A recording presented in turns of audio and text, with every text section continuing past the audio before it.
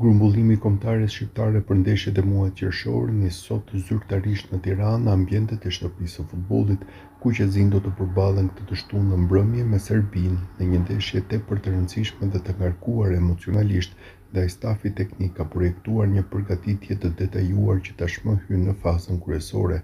Prej disa ditësh, një pjesë e futbollistëve kanë qenë të grumbulluar në Durrës, ku kanë zhvilluar seanca stërvitore të përqendruara dhe madje edhe një ndeshje miqësore. Të shtunën, lojtarët e përcjellur nga trajneri Silvinho u përballën në një test të brendshëm me futbollistë të ndryshëm nga kategoria superiore.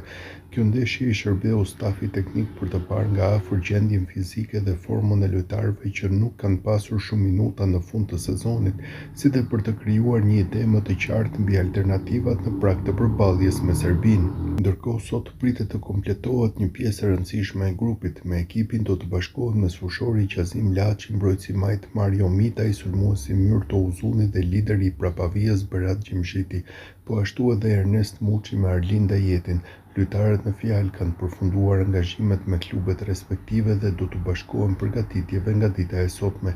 Sa i përket Yasir Hasanit, ansori ofensiv që aktivizohet në Korenë e Jugut me Gwangju, pritet të mbërrijë nesër në Tiranë për shkak të një fluturimi të gjatë dhe angazhimit të fundit në kampionatin aziatik, ku shënoi gol pas një periudhe të gjatë pritjeje. Seanca e sotme do të jetë e para zyrtare në kuadër të përgatitjes për sfidën kundër Serbisë, e cila luhet të shtunën në mbrëmje. Stafi teknik pritet të rrisë intensitetin e punës me afrimin e lojtarëve titullar dhe përgatitjen e skemës taktike që do të përdoret në këtë sfidë të rëndësishme.